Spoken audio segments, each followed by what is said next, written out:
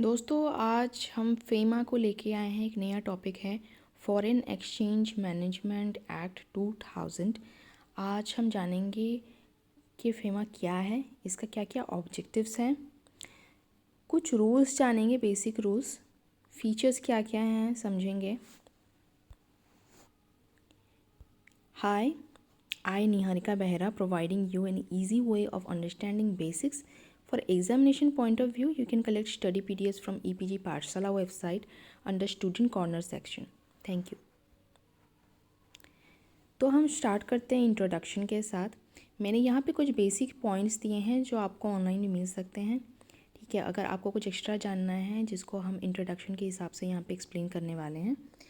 जब कंट्रीज़ जो है वो बायलैटरल ट्रेड में आता है किसी और कंट्री के साथ, ठीक है, तो यहाँ पे दो पार्टी रहते हैं बिजनेस में। तो किसी भी तरह का एक्सचेंज ऑफ फॉरेन करेंसी या मार्केट में जो भी होता है, फॉरेनर्स के साथ हम लोग का जो भी सर्विस प्रोडक्ट एक्सचेंज होता है, कैपिटल, प्रॉपर्टी, इस सब के रिगार्डिंग ये रूल्स एंड रेगुलेशन फेमा में आते हैं। ठीक है, तो ये एक्चुअली पास्ड हुआ था, क्रिएटेड हुआ था 1999 में, और ये मार्केट में आया था 2000 में, ये एप्लीकेबल होना स्टार्ट हुआ था। ठीक है, तो बेसिकली ये फेमा एक इनिशियल ये नहीं था, इनिशियली फेरा था, फॉरेन एक्सचेंज रेगुलेशन एक्ट। तो ये एक्चुअली अनसक्सेसफुल हो गया due to very strict restriction. तो ओवर रेस्ट्रिक्शन की वजह से ये सक्सेस नहीं हो पाया दोस्तों, जिसकी वजह से फेमा थोड़ा उसमें कुछ चेंजेस करके फेरा को रिप्लेस कर दिया है। ठीक है, तो ये strict forex security payment rules को यहाँ पे लाया गया था। ठीक है, 1974 में। उसके बाद 1999 में ये फेमा आया था। ठीक है, तो it deals with law relating to foreign exchange market in India.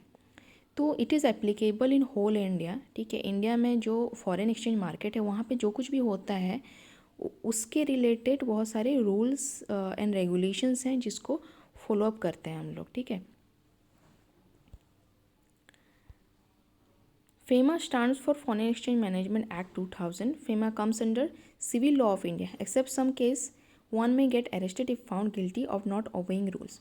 अगर आपको पता है कुछ स्पेसिफिक केस रहता है दोस्तों जहाँ पे ये लॉ जो है, कुछ लॉस जो जिसको हम मतलब डिसोबे तो नहीं, उसका एक स्पेसिफिक प्रोसीजर रहता है कि हम कर सकते हैं कुछ चीज़ें। ठीक है, रेस्ट्रिक्शन है, ओवर रेस्ट्रिक्टिव नहीं है ये। ठीक है, तो जो भी फाइनेंशियल ट्रांजेक्शन्स होता है करेंसी रिलेटेड, आप करेंसी एक्सचेंज कर रहे हैं किसी दूसरे कंट्री को, आप मनी ट्रांसफ़र करें या वहाँ से मनी बोरो कर रहे हैं, लैंड कर रहे हैं, तो उसके रिलेटेड लॉज रहते हैं।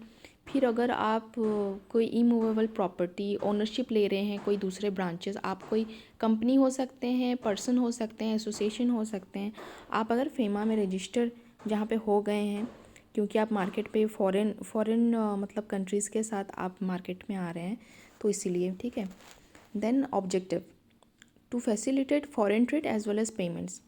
बेसिकली फेमा इसलिए आया था दोस्तों कि ये प्रमोट कर सके फॉरेन ट्रेड को। ठीक है, फॉरेन ट्रेड को कैसे प्रमोट करेगा? पेमेंट्स जो हैं फॉरेन ट्रेड में, आप जब ट्रेडिंग कर रहे हैं तो आपका फ्लो ऑफ पेमेंट में स्टॉपेजेस नहीं आना चाहिए, सही से होना चाहिए, और ट्रांसफ़र का जो प्रोसीजर है उसमें कोई कन्फ्लिक्ट ना आए, इसीलिए बोल के जो भी फैसिलिटी देना है ये फेमा के थ्रू दिया गया है। ठीक है, फिर आता है to promote and encourage orderly development and maintenance of foreign exchange market.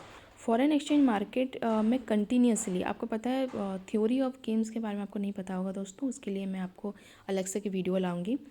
तो यहाँ पे रहता है कि हम लोग का जो बिजनेस स्ट्रैटेजी है वो बोथ पार्टीज़, हमारे कंट्री में दूसरे कंट्री में, आइदर मिक्स स्ट्रैटेजी होता है या फिर कुछ स्पेसिफिक स्ट्रैटेजीज होता है जो एप्लीकेबल होता है, तो वो चेंजेस आते रहते हैं। ठीक है, उस स्ट्रैटेजीज़ के तौर पे क्या होता है कि सामने वाला कंट्री जो रूल और रेगुलेशन फॉलोअप कर रहा है, तो हम कैसे अपने रूल रेगुलेशन को बनाएं ताकि हम उससे फ़ायदा ले सकें। ठीक है, तो हमारे कंट्री के रूल्स एंड रेगुलेशन को हमको वैसे बनाने पड़ते हैं।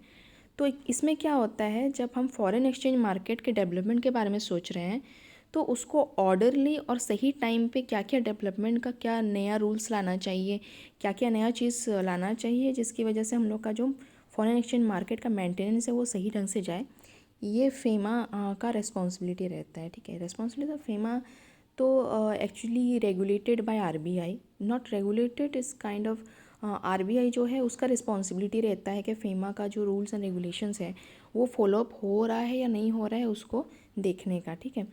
तो यहाँ पे एक लॉ आ जाता है या कंपलसरी रहता है, जैसे no person who is resident of India can hold और own any immovable property outside India under section 5।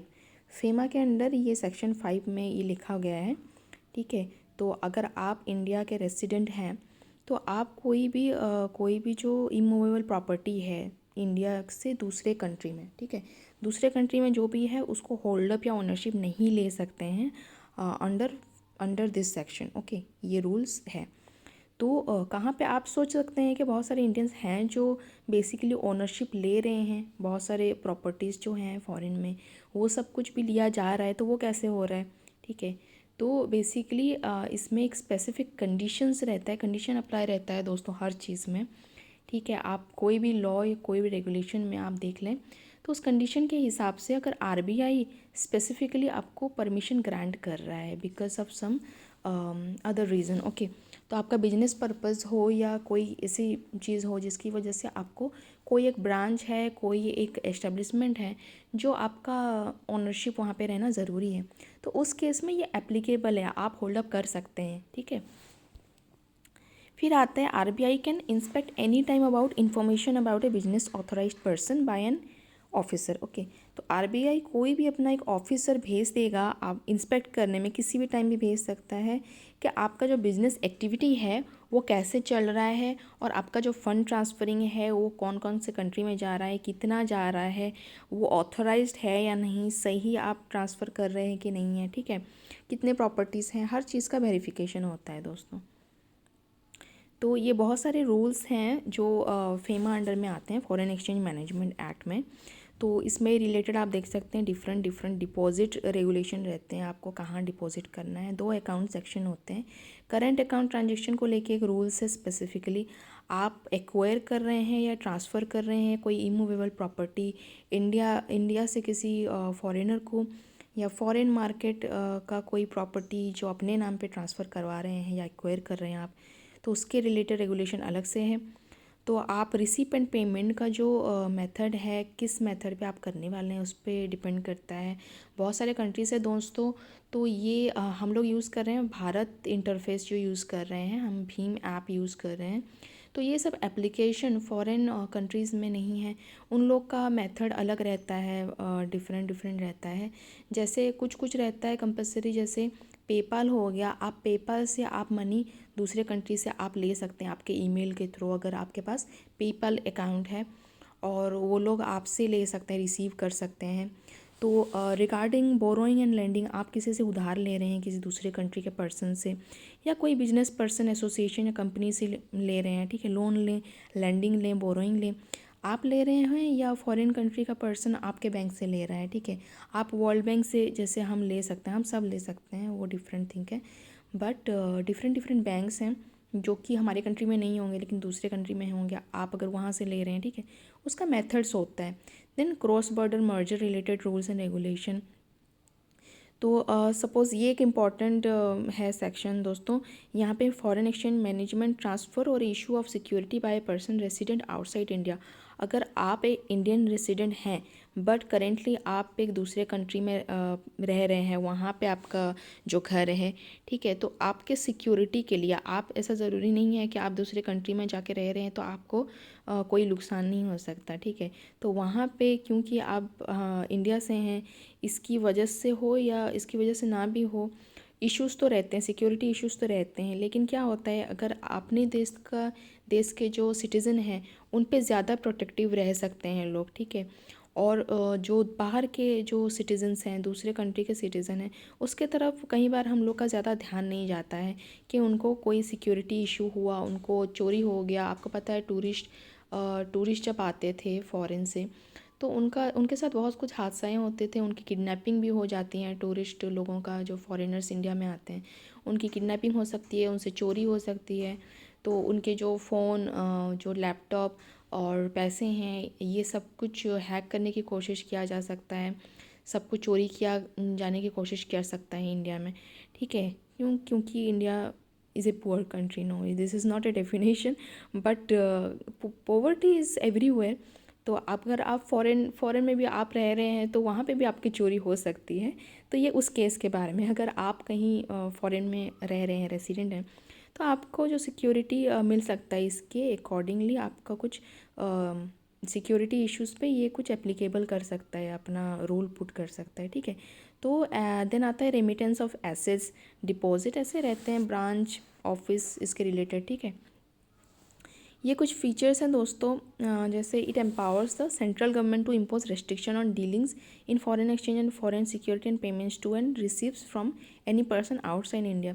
तो ये सेंट्रल गवर्नमेंट जो है उसको हेल्प करता है, पावर देता है कि वो अपना रेस्ट्रिक्शन इम्पोज करे उन सब डीलिंग्स को लेके जो फॉरेन एक्सचेंज मार्केट में चलते हैं, ठीक है, फॉरेनर्स और हमारे कंट्री को लेके, क्योंकि सिक्योरिटी का सवाल भी है, सेंट्रल गवर्नमेंट का इन्वॉल्वमेंट ज़रूरी होता है दोस्तों। Then RBI vest the power to administer this act. तो RBI को कुछ पावर्स दिया गया है, सेंट्रल गवर्नमेंट ने दिया है। तो RBI क्या करते हैं, उसके पास कोई पावर्स रहते हैं ताकि वो इस एक्ट को सही ढंग से मैनेज एडमिनिस्टर कर सके। इस एक्ट का जो रूल्स है उसको ये देखे, इसका रिस्पॉन्सिबिलिटी रहता है RBI का। FEMA applies to whole of India and all branches, offices and agencies outside India which is owned by a person resident in India, ठीक है। तो ऐसा नहीं है कि दूसरे कंट्रीज़ में जो भी ब्रांचेस है सारे ब्रांचेस हमारे कवर में नहीं, ऐसा नहीं है। ये होल ऑफ इंडिया में एप्लीकेबल है फेमा। और जो भी ब्रांचेस, ऑफिसेस, एजेंसीज फॉरेन्स में है एज वेल एज उसको ओन किसने किया है, इंडियन सिटीज़न ने, तब जाके फेमा वहाँ पे अप्लाई होता है, ठीक है। Deals with Indian citizen borrowing money from somebody outside India और transferring money to outside India, ये मैंने पहले भी कहा था। तो